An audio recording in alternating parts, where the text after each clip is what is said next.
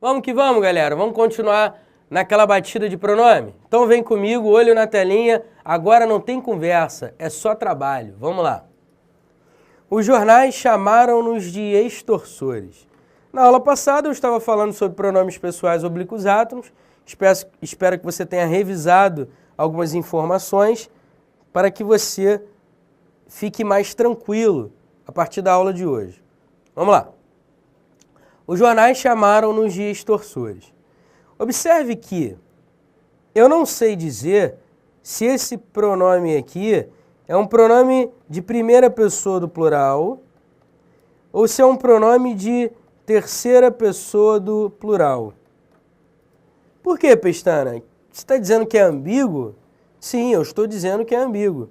Porque quando eu digo os jornais chamaram-nos de extorsores, eu não sei se os jornais chamaram os homens de extorsores ou se os jornais chamaram a mim e a você, ou seja, a nós, de extorsores. É ambíguo. Mas por que é ambíguo? Porque está fora de um contexto. Essa frase isolada, fora de um contexto, faz com que esse nós possa ser encarado como um pronome de primeira pessoa do plural ou de terceira pessoa do plural. Afinal de contas, vamos lá, o verbo não está terminado em som nasal? O que acontece com o, a, os, as diante de verbo terminado em som nasal? Viram no, na, nos, nas. Então os jornais chamaram os políticos de extorsores. Os jornais chamaram-nos de extorsores. Percebe? Então o verbo, o nos pode ser de terceira pessoa do plural, mas também pode ser de primeira pessoa do plural. Ou seja, os jornais chamaram a mim e a você de extorsores. Isso equivale a dizer os jornais chamaram-nos de extorsores. Portanto, cuidado com o uso do nos, porque ele pode se referir à primeira pessoa do plural ou à terceira pessoa do plural. Beleza? É preciso um contexto para que você saiba de fato a quem ele está se referindo. Como é que eu desfaço a ambiguidade dessa frase, Peste? Cara, você desfaz a ambiguidade dessa frase assim, quer ver? Ó? Os jornais os chamaram de extorsores, ou seja, você pega o pronome oblíquo átono e coloca antes do verbo, pronome de terceira pessoa do plural, ou você diz assim, os jornais nos chamaram de extorsores, primeira pessoa do plural. Portanto, dessa maneira você consegue desfazer qualquer ambiguidade. Continuando a brincadeira, vamos lá. Eu ia lhe chamar enquanto corria a barca, lhe chamar enquanto corria a barca, eu ia lhe chamar. Tá ligado, né? Moraes Moreira, não é isso? Fala aqui, ó. Brincadeira, mano. Sabe nem as paradas, cultura, mano. Moraes Moreira, eu ia lhe chamar enquanto corria a barca. O cara tem licença poética para fazer isso aqui, né? Mas você não tem. No dia da prova, se alguém pergunta para você se esse lê aqui está correto, o que você diz? Que está incorreto. Afinal de contas, quem chama, chama alguém. E não a alguém. Lembra que eu falei para você que o lê exerce função de objeto indireto? Lembra que eu falei para você que o lê pode ser substituído por a ele ou para ele? E no caso do lhes, né? Eles ou elas, não é isso? Beleza? Poderia substituir também por a você ou para você. Muito raramente você pode substituir por nele ou nela, neles, nelas, muito raramente. Normalmente você pode substituir por a ele ou para ele. A ela, para ela, a eles, para eles, para ela, para ela. Enfim, vamos lá. Eu ia lhe chamar enquanto corria a barca. Eu ia chamar alguém, que seria você, enquanto corria a barca. Então, como é que deveria ser feito, Pestana? Já que o verbo chamar é transitivo direto, ou seja, ele pede um complemento não preposicionado, ou seja, ele pede um objeto direto, afinal de contas, se o verbo é transitivo direto, ele pede um objeto direto. Beleza? O lhe aqui está equivocado. Deveria entrar quem no lugar do lhe? Deveria entrar outro pronome oblíquo, ou seja, eu ia te chamar enquanto corria a barca, ou eu ia chamá-lo enquanto corria a barca. Beleza? Eu ia te chamar enquanto corria a barca, ou eu ia chamá-lo enquanto corria a barca. Por que eu posso usar o te, o lo, mas não posso usar o lhe? Porque o verbo chamar é transitivo direto, portanto ele pede um objeto direto. O lhe nunca exerce função de objeto direto. Beleza? Portanto, o lo exerce função de objeto direto, o te exerce função de objeto direto, ou pode exercer função de objeto direto, e, consequentemente, as únicas formas possíveis são lo e te. O lhe, jamais. Mas o que a gente vê de gente na rua usando o lhe como complemento de verbo transitivo direto para querer falar bonito, não está no gibi, né? Cuidado, hein? Na língua culta, pode usar o lhe de qualquer maneira, não. Não é a culha que se usa o lhe, não, hein? Vamos lá. Se liga só. Vi o filme que você me recomendou, apesar de não querer assistir-lhe. Apesar de não querer assistir-lhe. Observe.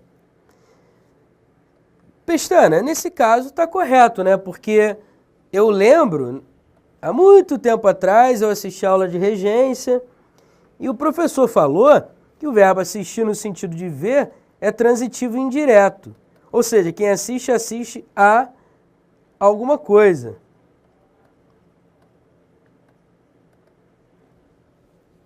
Então, estaria certo, não é, Pestana? Porque não dá para eu substituir o lhe por a ele, nesse caso. Quer ver, ó? Vi o filme que você me recomendou, apesar de não querer assistir a ele. Ou seja, apesar de não querer assistir-lhe. Qual seria o erro daí? Não tem erro nenhum, tá certo, né? Olha para mim, se liga só. Presta atenção. O lhe não pode ser complemento de alguns verbos transitivos indiretos. Ai, meu Deus do céu. Ô, Pestana, pelo amor de Deus, para com essas exceções. Irmão, desculpa, não sou eu que fiz a gramática. Não sou eu que inventei as regras gramaticais. Eu simplesmente reproduzo as informações. Na minha gramática, eu também reproduzo as mesmas informações que estão nas outras gramáticas. Por quê? Porque alguém já inventou as regras, parceiro. A gente só reproduz. Beleza? Tranquilo? Cuidado, hein? A gente precisa seguir as regras gramaticais. E existem muitas exceções. Eu vou fazer o quê? Tem jeito, cara. Então vamos lá. Esquece aí a depressão de lado e pensa comigo, vai. O verbo assistir, no sentido de ver, é usado para assistir a alguma coisa e não a alguém. Segundo a própria semântica do verbo assistir. Pô, mas quem vê, vê alguém, mas assistir não. Quando você assiste a alguma coisa, a algum evento, a algum filme, a alguma peça de teatro. Faz parte da própria semântica do verbo assistir. Cara, eu vou facilitar a tua vida. Alguns verbos não admitem que o lhe seja complemento deles.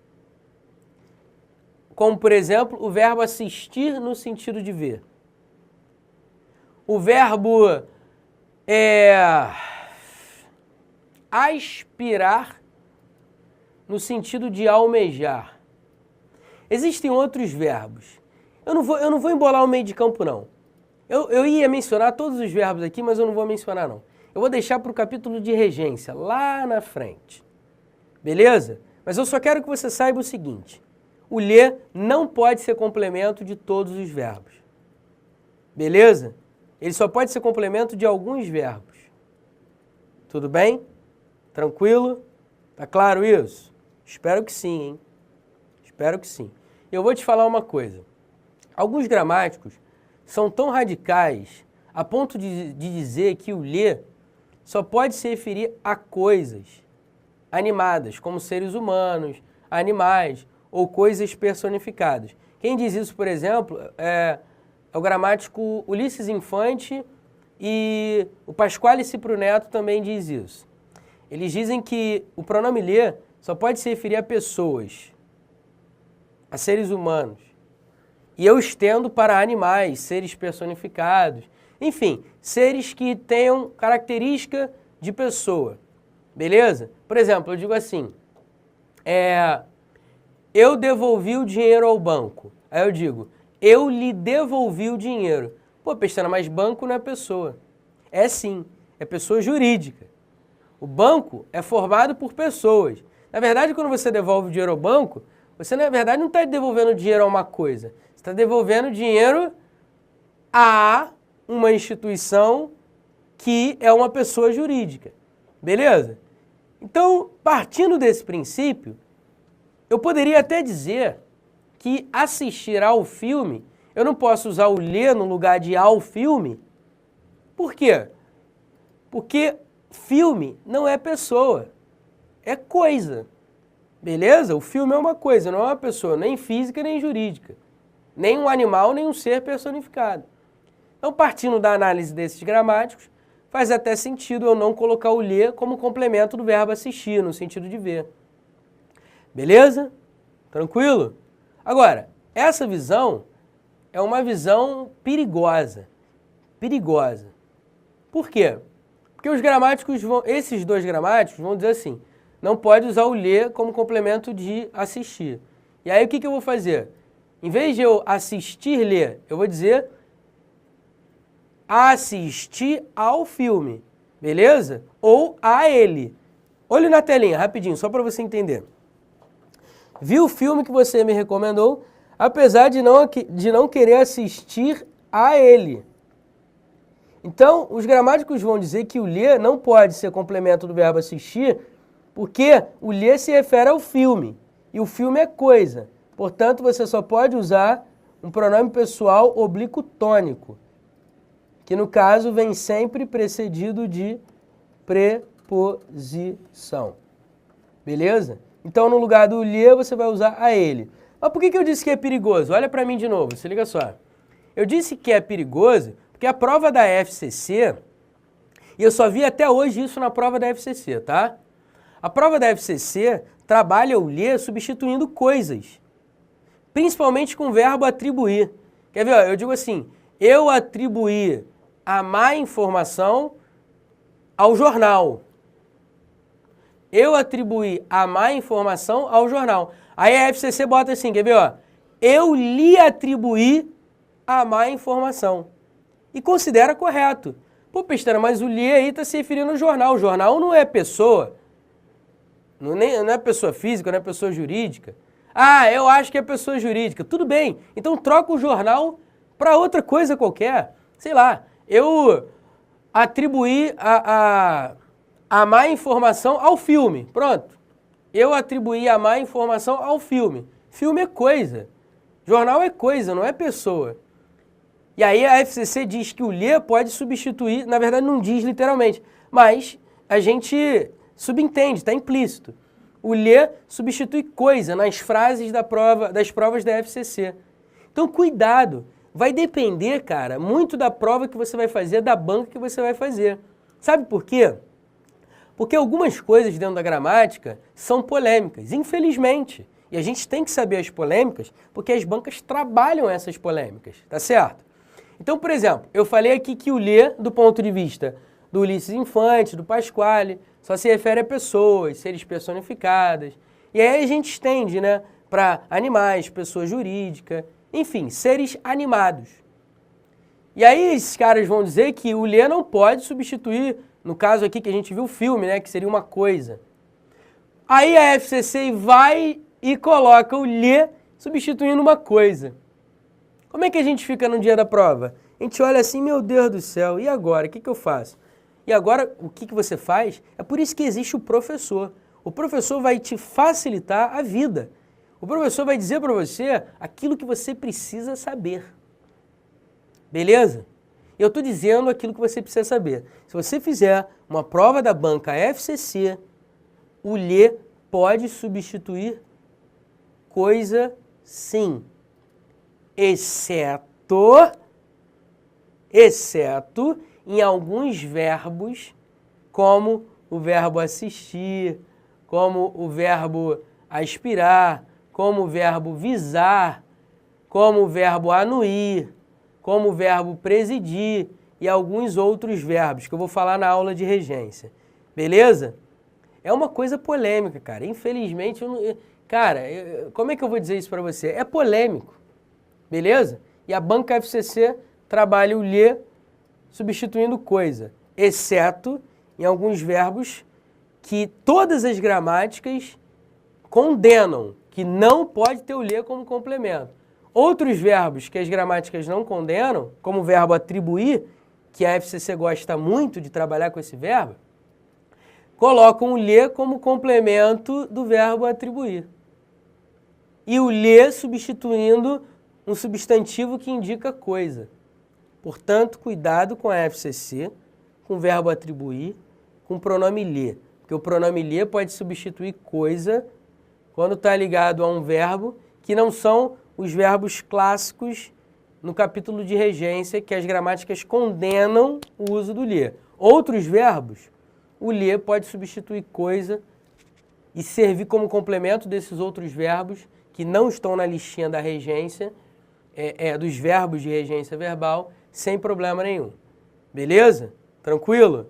Então, cuidado. A FCC diz uma coisa e aí todas as outras bancas dizem outra.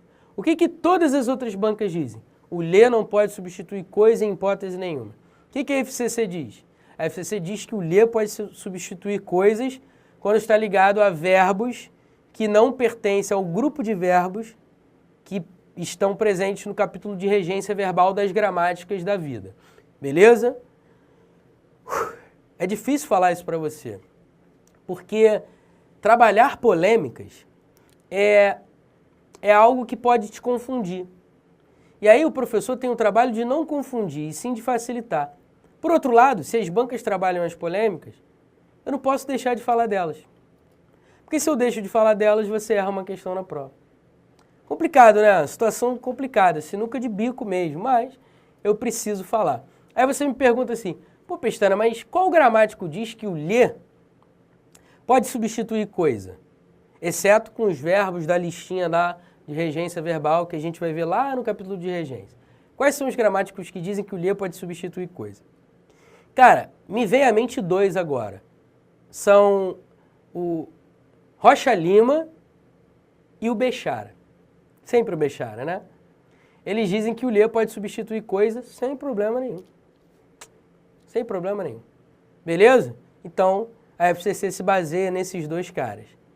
É muito ruim os editais não colocar referência bibliográfica, né? Não colocarem referência bibliográfica. Concorda comigo que é muito ruim? A fazer o quê? A gente tem que sambar, dançar, rebolar conforme a música deles. Não tem jeito. Olho na telinha, continuando a missão. Vamos que vamos. Que missão dada é missão cumprida, parceiro. Quem disse que seria fácil? Fácil é fazer um ovo cozido. Isso é fácil. Vamos lá, continuando a brincadeira. Vamos lá. Mandaram-me entrar e não mandaram eu entrar. Deixe-as dormir e não deixe elas dormirem. Vi-a chorando muito e não vi ela chorando muito. Observe o seguinte. O que eu estou querendo dizer com isso? Nesse tipo de estrutura, eu não posso usar o pronome pessoal do caso reto, porque o pronome pessoal do caso reto não pode ocupar posição de objeto. E aí, quem manda, manda alguém entrar. Quem deixa, deixa alguém dormir. Quem vê, vê alguém chorando. Então, é possível analisar o me, o as e o a. Eu falei que é possível analisar como objeto direto. Então, se os pronomes pessoais do caso reto não podem ocupar posição de objeto direto, tais formas que estão entre parênteses estão incorretas. Ah, mas a gente usa muito na fala, né? Ah, eles mandaram eu entrar. Sim, na fala a gente usa muito, mas na escrita está correto. Beleza? Maravilha. Lembra que eu falei que é possível interpretar esses pronomes oblíquos átonos como objeto direto? Lembra disso? Beleza. Isso porque alguns gramáticos interpretam assim. Mas a maioria dos gramáticos interpretam da seguinte maneira. Vou abrir um slide aqui para a gente aprender bem isso. Vamos lá. Os gramáticos ensinam o seguinte. Com os verbos mandar, deixar, fazer e sinônimos, ver, ouvir, sentir e sinônimos, mais poa, pronome oblíquo átono, mais verbo no infinitivo ou no gerúndio, os gramáticos, a maioria esmagadora dos gramáticos, dizem assim, o pronome oblíquo átono, nesse tipo de estrutura, com os verbos causativos e sensitivos, causativos porque provocam alguma coisa, sensitivos porque estão ligados aos sentidos. Os gramáticos dizem que o pronome oblíquo átono vai exercer função de sujeito do verbo no infinitivo ou no gerúndio. Isso não é frequente em prova de concurso, mas quando cai, derruba todo mundo. Pô, Pestana, mas como assim o pronome oblíquo átono é sujeito do verbo no infinitivo? Volte lá para a telinha, acompanha comigo. Quando eu digo mandaram-me entrar, isso equivale a dizer o quê? Mandaram que eu entrasse. Então, observe que o me equivale a eu, que por sua vez é sujeito do verbo. Deixe-as dormir. Deixe que elas durmam. Observe, cada verbo tem o seu sujeito. Deixe você que elas durmam. Portanto, o as aqui é sujeito do verbo no infinitivo. Via chorando muito. Eu vi. Mas quem estava chorando? Ela. Então, vi que ela chorava muito. Esse a tem função de sujeito do verbo no gerúndio. Olha para mim rapidinho. Lembra que eu falei que os pronomes oblíquos átonos, ou a, os, as, lolá, los, las, noná, nos, nas, exercem função de objeto direto? Mas você se lembra também de que eu falei rapidamente assim? Eles podem exercer função de sujeito, mas raramente. Esse é o caso. É raro, mas os pronomes oblíquos átonos podem exercer função de sujeito apenas neste contexto, apenas nesta estrutura, apenas nesta situação. O mesmo vale para os outros pronomes oblíquos átonos. Beleza? Tá claro isso? Realmente? Posso ficar tranquilo? Então, maravilha. Isso é o que diz a maioria dos gramáticos. Outros gramáticos vão dizer que os pronomes continuam sendo objeto direto. E aí não é a maioria, é a minoria que diz isso. Tá certo? Então, se cair alguma coisa relacionada a isso na sua prova, por favor, não erre uma questão como essa. Beleza? Tá dada a lição, agora é estudar e fazer questão, parceiro. Vamos lá, olho na telinha, continuando. A partícula C. Bem, a partícula C é uma partícula muito especial e que cai muito em prova. Todas as provas de concursos públicos gostam de trabalhar a partícula C. Então eu vou falar sobre todas as particularidades a respeito dessa partícula C. Tudo bem? Vamos lá. Começando pela mais fácil de identificar, que é a partícula C com valor reflexivo, ou com a função reflexiva, ou chamado de pronome reflexivo. Beleza? Então vamos lá, partícula C reflexiva. A partícula C reflexiva é aquela que indica que o sujeito praticou uma ação e sofreu a ação praticada por ele mesmo. Quando você diz a menina se maquiou, você está dizendo que ela maquiou alguém. E quem é esse alguém? Ela mesma. Então esse C é um pronome reflexivo. Beleza? O pronome reflexivo normalmente exerce função de objeto direto, porque vem acompanhado de um verbo transitivo direto. Quem maquia, maquia alguém, e esse alguém é a própria pessoa que se maquiou. Beleza? Ela se impôs uma dieta muito severa. Observe, ela impôs o quê? Uma dieta muito severa. A quem? A ela mesma. Então observe que o verbo impor é transitivo direto e indireto. Ele pede um objeto direto, uma dieta muito severa, e um objeto indireto, que no caso é a partícula C com valor reflexivo. Note, ela se impôs uma dieta muito severa. Isso significa dizer que ela impôs uma dieta muito severa a ela mesma. Então esse C é um pronome reflexivo. Ele se achou culpado pela ofensa. Ou seja, ele achou que ele mesmo era culpado pela ofensa. Então, ele achou alguma coisa, praticou a ação de achar que alguém era culpado pela ofensa. Só que esse alguém é ele mesmo. Portanto, esse C é um pronome reflexivo. Tranquilão? Agora note que eu coloquei aqui entre parênteses partícula reflexiva recíproca e um asterisco. Aí na última frase eu coloquei aqui o asterisco. Eles se beijaram ontem. O que seria um pronome com valor recíproco? Ou a partícula C reflexiva recíproca? A ideia de reciprocidade, olha para mim rapidinho.